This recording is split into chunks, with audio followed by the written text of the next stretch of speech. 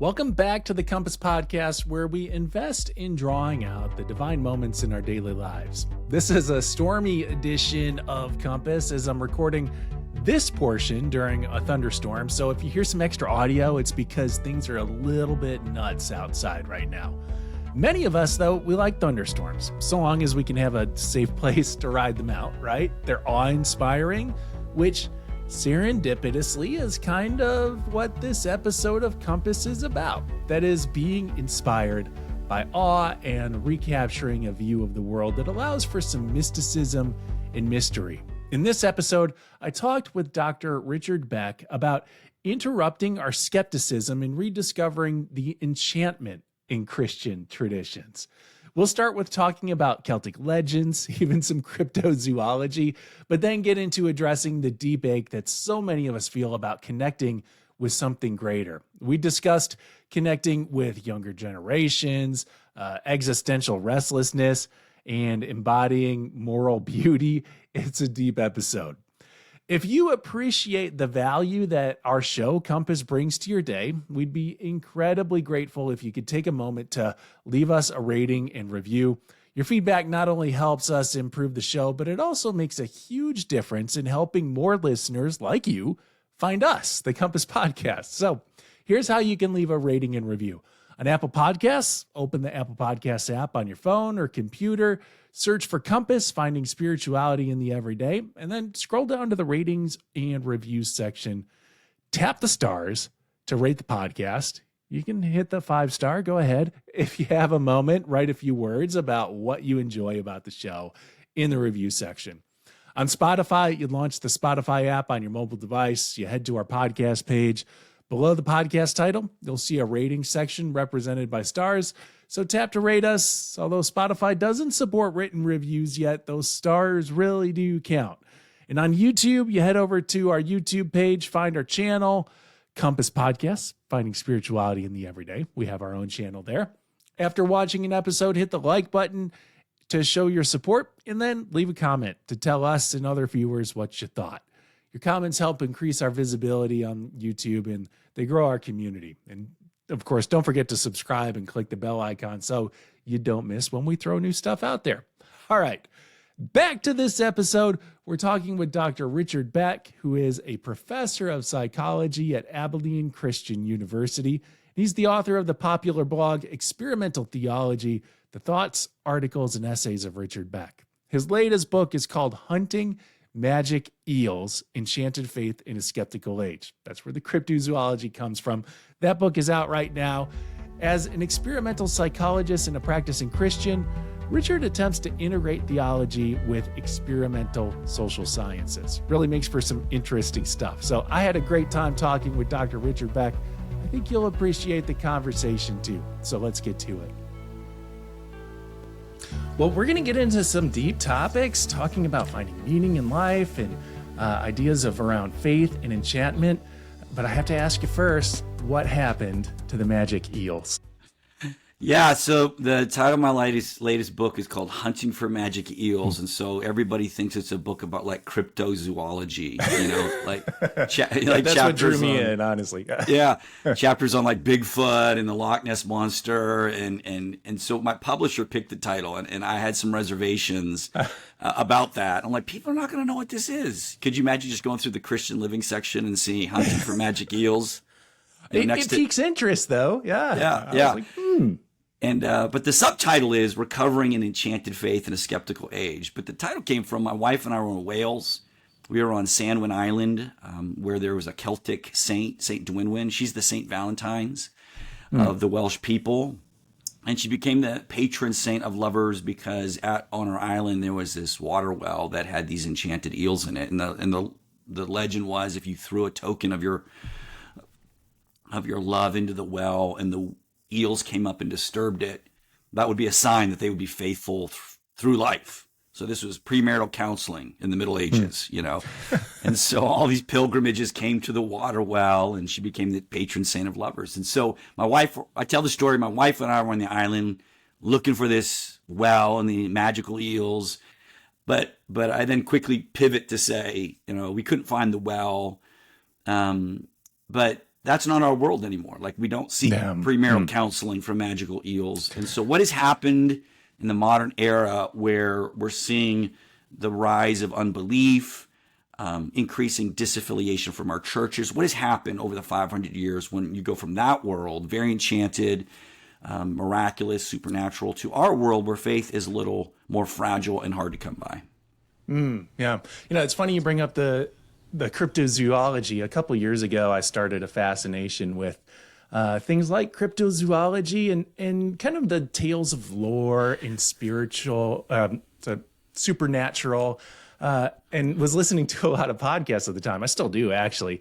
And my wife at the time was like, what is this fascination? What has brought this on? And I couldn't explain it very well, except to say that I loved the idea that there was still something unknown about our world, a sense of fascination that, behind the rocks might be something unthought of, something mysterious, and maybe, as you would term it, something enchanted.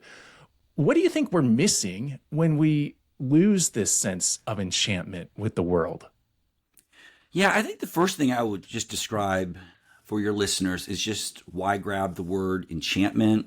I know some, especially kind of conservative or traditional Christians, just really don't like that word, don't like me throwing the word magical around. But the reason why I like the word enchantment is it does focus on an experiential perspective. And I think that's helpful because I think a lot of people, like if you talk to people in the pews, pastors, church leaders, and said, what's going on with this disaffiliation with the church? And a lot of us would describe it as a crisis of belief, that Christianity is asking us to believe in a lot of things, a lot of supernatural things, invisible things. And so we're having this crisis of belief. But I like the word enchantment, and that's a sociological term that has been popularized by the philosopher Charles Taylor, who wrote a very big book called A Secular Age. And he's the one that kind of put that word on a lot of people's radar screens. But I like enchantment because if we're dealing with a crisis of belief, then we just can't look at a culture and scream at it and say, believe these things that you find unbelievable. But enchantment, to your point, points to our experiences with the world and an openness to be surprised and maybe think that there is something under the toadstool, right? With like a little elf or a fairy, right? There is something about enchantment that suggests that the world might be a little bit more surprising and can maybe interrupt us in ways kind of that of a skeptical, materialistic view kind of shuts down or closes down. So there is this, I think, longing in us for the world to be magical, as your journey is an example of that. And so we are. So that's one of the things I'd also say about this is that sometimes we tell the story that we're just going from belief to unbelief. And that's true. We are seeing a rise in kind of rates of atheism and agnosticism. But that's only around 20 to 25% of the population. Still, much of the world is very much enchanted. Another way to think about what's going on is that there is a shifting of enchantments, where people are kind of opting out of a traditional religious monotheistic enchantment for something that is a little bit more imminent. And so we are seeing a rise in like neo-pagan enchantments in our culture as well. So it's a mixed and diverse spiritual marketplace right now. Yeah, there was a Pew study that came out just a couple weeks ago that was reflecting on the spiritual state of the nuns, the NONES people, who would not identify as being part of any kind of religious tradition. But this study was suggesting that although they may not want to align with some kind of institutional or formalized religious tradition, they still very much express belief in a higher power. And so that there's still this need, or, well, you call it an ache within us to connect with something beyond ourselves like that. It's still there within our culture. Yeah. So some people describe this as the myth of disenchantment, that we are not as disenchanted as we think. And that you've asked, most people are supernaturalists. Most people believe they have a soul. They might believe in reincarnation. They might believe in karma. They believe that their loved ones look over and watch over them after they've passed on. And so, yes, I do think that is pointing to what I might call a disenchantment with disenchantment, a dissatisfaction with a purely materialistic view of the world that kind of evacuates the world of kind of sacred significance. Yeah. You also brought up how in the religious world, at least here in the Western Christian church, we're shrinking. I'm part of one of those shrinking denominations. And we hear a lot tossed around in our folds and enclaves and meetings that people just don't have a desire for God anymore. Mm-hmm. And yet what you're leaning into is that, no, people still do have this desire for God, that holy ache. How do you see people expressing a desire for God in our culture? Yeah, I would say two things. I think one of the things that has created a loss of or disaffiliation in like mainline contexts is what I describe in this book as the mystical to moral shift.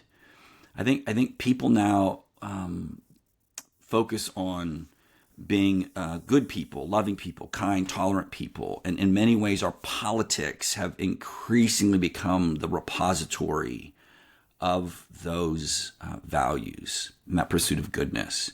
The trouble, though, is that when goodness, and we all have our different visions of goodness. So for my social justice activistic students, that's, that being inclusive, seeking racial and gender justice, those goals become the how I pursue God in the world, seeking those political ends. And then the next question that gets asked in that conversation is deeply destabilizing. And that is, does one need God to be good? I tell a story in the new paperback version of my book about visiting with a ministry major at my school. So planning on going into the church, but he had a vocational crisis. And it was as simple as this. He said, Dr. Beck, some of the most loving people I know of my friends are atheists. And just that simple, existence of loving atheists. And he said, and some of my atheist friends are more loving than many of the Christians I know. And that simple moral comparison called his entire vocation into question. Like, and you'll see it there, right? If being good is the goal and church is either not necessary or even getting in the way, then why mess with it? And so I do think that's part of what's going on. Is I would describe it as the moralization or the politicization of faith. So where are we still longing for enchantment then, if it's not in morals? I do think, as you've pointed out, that we are seeing it in what I describe as the ache, where there is a sense of existential restlessness. Increasingly, we're talking about a crisis of meaning among our young people. So in many ways, I think the conversation about God kind of begins with that restlessness, with our mental health crisis, with the free-floating anxiety out there, with the increasing anger of our kind of zero-sum fights over politics, that I do think people are dissatisfied and they don't know how to name that ache properly, perhaps, as a longing for transcendence. But positive psychology has been pointing us towards things like awe and gratitude and cosmic significance and meaning in life now for like 20 years. So I think kind of the front porch back into a conversation about enchantment isn't going to be about politics or morality, seeking justice, as important as those things are, but maybe beginning the conversation more with the unease that we're all feeling in our culture. Okay. You talked about a sense of awe, and I'm wondering how that takes shape in expressing the need for awe within our culture. Besides looking, I'm having trouble like imagining that. Besides just looking at like natural happenings, right? So the Grand Canyon certainly inspires a sense of awe. Are there ways that you see that people are inspiring a spiritual sense of awe? Mm-hmm. I guess one of the more surprising findings from the science of awe is that natural beauty is not the leading trigger for awe. Right. Because I think that's where we go, and I do think Right, there's a I do think there's a problem for that about that. Because one of my concerns, and I talk about this in the book, is that when we associate awe with natural beauty, a kind of economic privilege starts to sneak in there, right? People that can get off to the spiritual retreat, people that can get to the mountains or get to the oceans. You have to have some sort of economic capacity to put yourself in these beautiful spaces. So I am a little bit worried about people who say, you know, where I experience God is on the ski vacation in Colorado. I agree. Yeah. But I agree. I do too. Or I experience awe when I'm, you know, at that beach vacation. I agree. Like, those are amazing things. But I do have a worry about the way that kind of leaves behind people in situations that are less captivating than those of us that can afford these kind of spiritual retreat experiences. So I do think we have to be intentional in recovering awe in the small, intimate spaces and the drudgery of everyday life. I love those books from Rabbit Room Press, Every Moment Holy. Your readers might know those books. Yeah, I think we had the author on a past episode. Yep. Yeah, I think that is a good resource for how to recover awe and the sacred in mundane spaces. But it's got to be a practice. It's got to be a liturgy that we do. We won't see that sacred thing if we're on our kind of default setting, which for a lot of us is kind of a God evacuated assumption. We move into the day presuming God isn't present. And I think we got to really work on that perceptual shift in ourselves. Anyway, but back to the point. In fact, I kind of lost the thread here. What was the earlier point? Well, really, I was looking for ways that we do cultivate that sense of awe, besides out of like the strange, wonderful, natural occurrence. Yeah, and so I got it now. I remember what I was going to say. That natural beauty isn't the number one trigger. The number one trigger of awe is moral beauty. Bearing witness to sacrificial acts of love and kindness. Moral beauty, when psychologists look at it, is more likely to trigger awe. And so I think putting ourselves in places where we can behold moral beauty is a place where we can cultivate awe that doesn't involve like going on a beach vacation. And so the awe of loving community, I think, is an important place to put ourselves. And so we can look at our neighborhoods and we can show up at places where good things are being done and bear witness to those acts of kindness. And psychologists know that that doing good or being a part of a good activity gives you a feeling of positive affect that is more durable and gives you a longer lasting glow than just binging on a Netflix show. So that's one way we can do it, is kind of put ourselves where we are beholding or participating in acts of moral beauty. If one of your students were to come to you asking for, I guess some recommend is a weird question, but if they were asking for some recommendations on how they might encounter that kind of moral beauty, where might you recommend they go? Well, the local church. That might be a bit of a shock, but Gasp.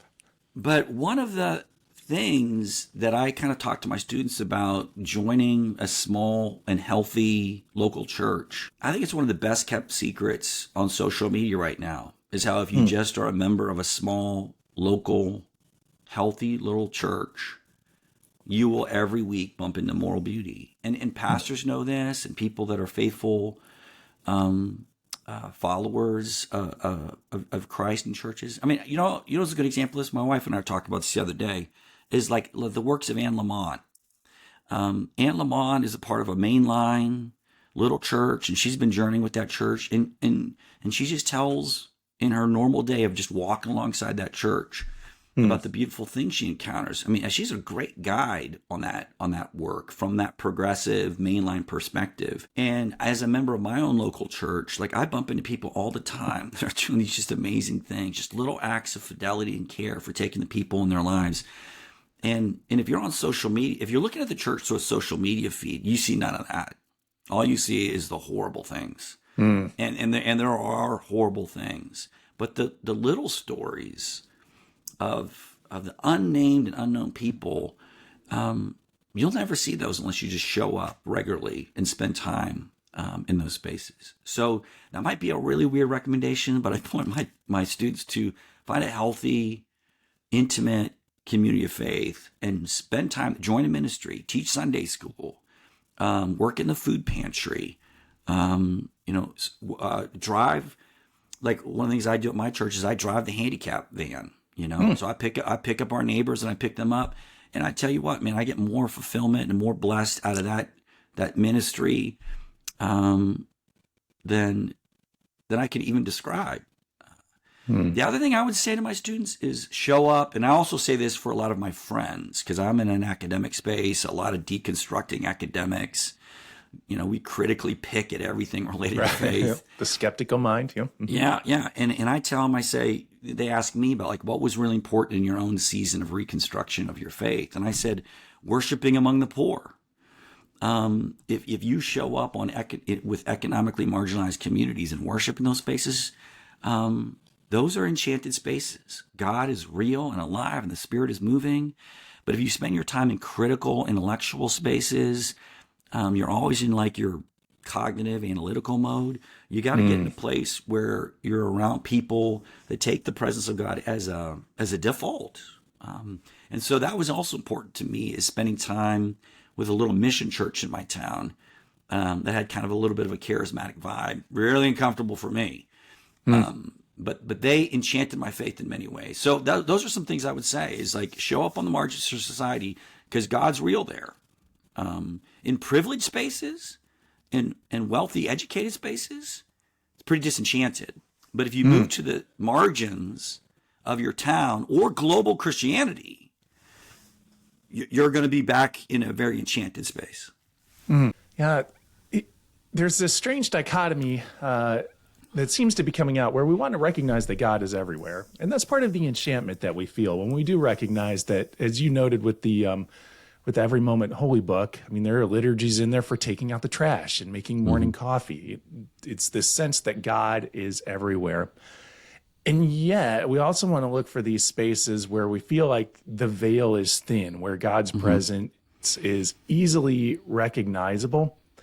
So are there certain locations within your own everyday life where you feel like that veil is thin, where God's presence is easily recognizable for you? Yeah, I think one of the blessings in my life, speaking of natural beauty, but something that's local, is that I'm a bike rider. I ride my bike to work, and it is either providential or lucky, depending on your metaphysics, that my bike ride is directly into the sunrise every morning. And so I get to see that going to work every day. Every day I'm outside looking at the rising sun. And that's always been a thin space for me. That kind of 20-minute watching the sunrise, getting my head clear, thinking about the day of work, thinking about my students and my colleagues, my family. It's a very prayerful time. So to me, that beginning of the day is like really, really important for me as well. But I've also taken care to kind of like create thin spaces in my own life. I talk in my book about taking a cue from liturgical and Catholic traditions where like material reminders, use of icons, and statues and prayer beads and things. So my office is, my students call it the chapel, because it is stuffed with reminders of God, and they would like just to be in that space to visit with me or talk with me.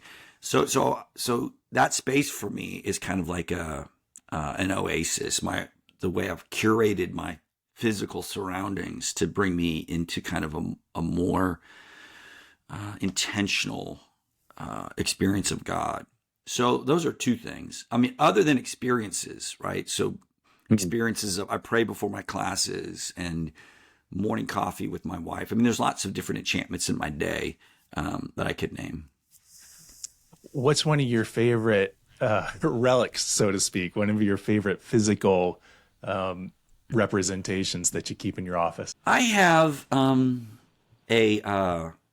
so Therese of Lisieux, I wrote another book called Stranger God, and she is a Catholic saint who's known in the Catholic tradition for a spiritual practice she calls the little way. And in many ways, I had become like a practitioner of the little way in my own life. And I tell that story in a different book about small acts of kindness and care and seeing others in front of you. And so I have in my office this old statue of her. It's kind of chipped and got patina on it. And that's like one of my favorite things, because she becomes, for me, when I see that statue, and it's right across from where I sit in my office, of learning to see the sacred presence of the person like standing right in front of me. Because to me, ultimately, that has to be our thin space. The thin space has to be the person standing right in front of me, and fighting for that sacred recognition in the midst of my hurry and my irritation or my schedule. So that would be like, if I had my office was burning down, I'd probably grab that statue first, out of that space.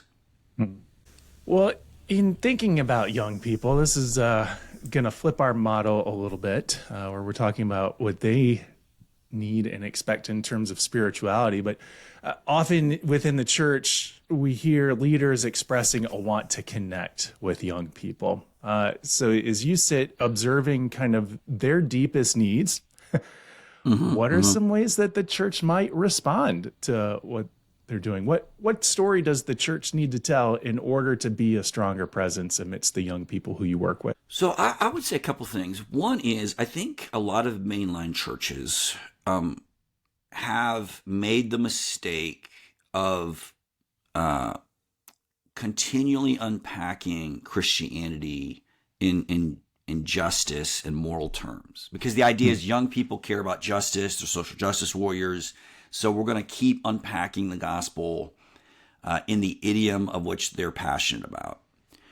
My argument is you're participating in the unwittingly the disenchantment of the younger generation. The social justice move is actually hurting you, because, as I said, they will then ask the next question, well, do I need to show up at your space on a Sunday morning or participate in your community to vote well in this next election, to march in the next protest? And the answer is no, they don't. So I would suggest, first of all, to keep Christianity weird. Okay. Love it. Okay. like Let's don't talk. Yeah. I think pastors in mainline traditions have so unpacked this worldly political implications of the gospel, as they must. I want to be clear about this, absolutely clear, as they must. But they evacuate Christianity of its weirder, spookier, magical aspects, and thus we let our young people go find those enchantments elsewhere. And so they drift into neo-pagan kinds of things, or they dabble in with tarot cards, or they start following their horoscopes. Like, they're looking for enchantment, and we're not giving it to them, because we're just, every Sunday morning, it's like, gender justice, sexuality justice, racial justice, justice. They can get that anywhere. So keep Christianity weird is the first thing I would say. And the second thing I would say is lean into the ache. Like we keep putting justice out in front of our like, follow Jesus because of the, he's like the social justice warrior par excellence. But the one thing that we're not doing enough with our young people is paying attention to their anxiety. Like, lean into the fact that they are aching for transcendence, and we're not giving them transcendence, we're giving them activism. And so speak about their need about a sacred grounding that grounds their identity, it grounds their mental health. So back to our conversation about things like awe and gratitude and meaning in life. When I talk about anxiety, like when I look at my students and say, don't you guys feel really unsettled, that when you peer into yourself, there's just this great instability, and they get quiet. And so I would suggest pastors push on that ache a little bit to evoke a desire or a thirst or a hunger to fill that void, because our young people, I think, are suffering from a lack of transcendence. So those are two things: keep Christianity weird and lean into the ache for transcendence with young people. Yeah. And I think that leaning into the ache, that's not really a marketing tactic. I think it's a contemplative tactic. It's asking people into a space where they're reflecting on what it is that they really need within their lives, which I think is important to note, because otherwise it may seem manipulative. Yeah, that's true. And I get that criticism, and I get that sometimes because people are concerned, like, is God then just become a Band-Aid for my needs and my mental health kinds of things? And so I agree that we shouldn't get out there and evoke that to get a response or whatever.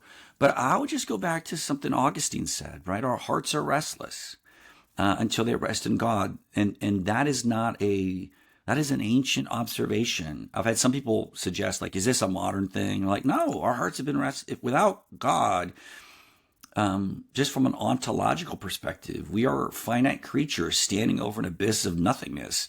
And without some sort of sacred dependency, we kind of sense that about ourselves. And so our ontological instability, right, our lack of grounding in the real, means we are left to kind of conjure up for ourselves our own existence. But we can't do that very well because of our finitude and our fragility. So I do think we're calling people to a rest that is elusive now.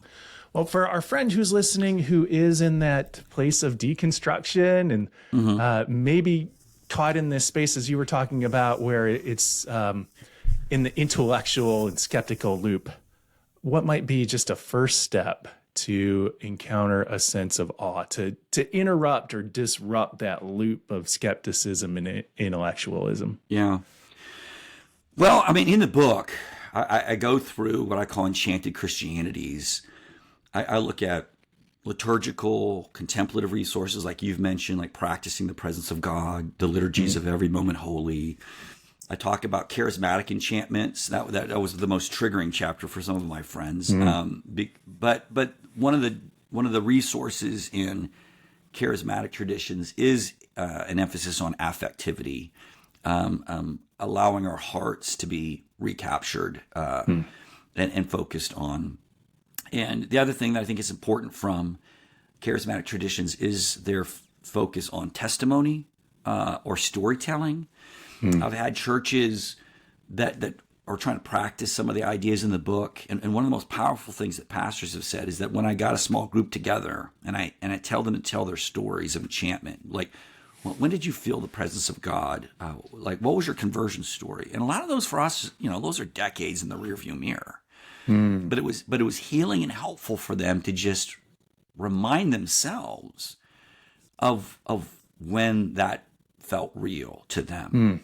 And it was helpful for them to hear the stories of other people to kind of bring God back into a view again. So the power of sharing our stories of enchantment, because in many ways I think enchantment is a discipline of memory in many ways. And then lastly, I turned to Celtic enchantments, resources like natural beauty, but poetry. The Celtic Christians felt that the poets were the ones that communicated the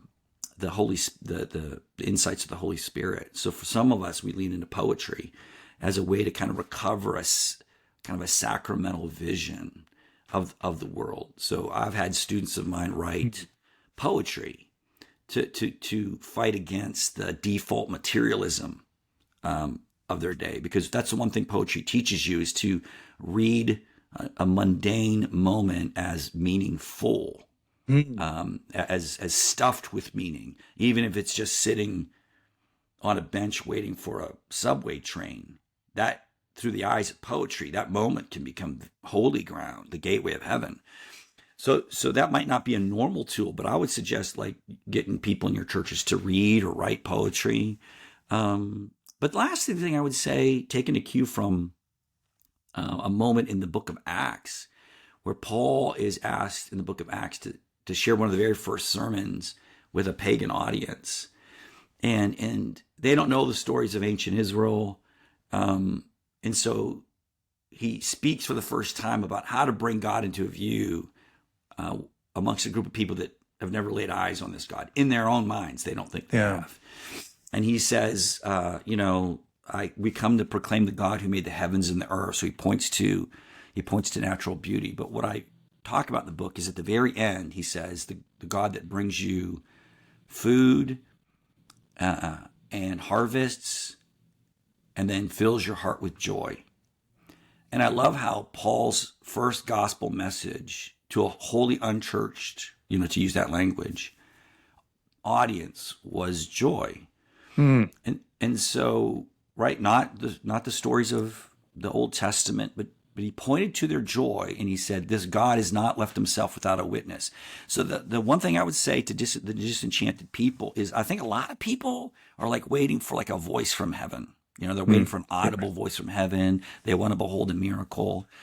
But I would suggest that God is not ever left himself without a witness, and he's speaking. And so my last bit of advice is like, widen the bandwidth for what counts as an encounter with God. And if things like moments of fleeting joy, being interrupted by joy, like on my bike ride to work, is to not just move past those moments, but dwell upon the communication that is occurring there, and to not just blow past it as like a trick of the mind, but suggest that God has been speaking to you his entire life, our entire lives. That's great. Thank you. Thank you so much for being part of our Compass community. We look forward to continuing to explore spirituality in the everyday with you. You might want to listen to another episode of Compass. It's highly encouraged. So a great follow-up to this episode with Richard Beck might be episode 120, Discovering Evidence of the Divine. It gives some framework for dealing with tough questions of faith. Episode 93, about experiencing God in nature with Victoria Loures. That would be a great follow-up to this episode as well. So a couple good ones to follow up this listen. And again, while you're listening, leave that rating and or review. Really appreciate it. The Compass Podcast is brought to you by United Methodist Communications. And that's it for this week. We're going to be back with another episode in 2 weeks' time, so I will chat at you then. My name is Ryan Dunn, and I wish you peace.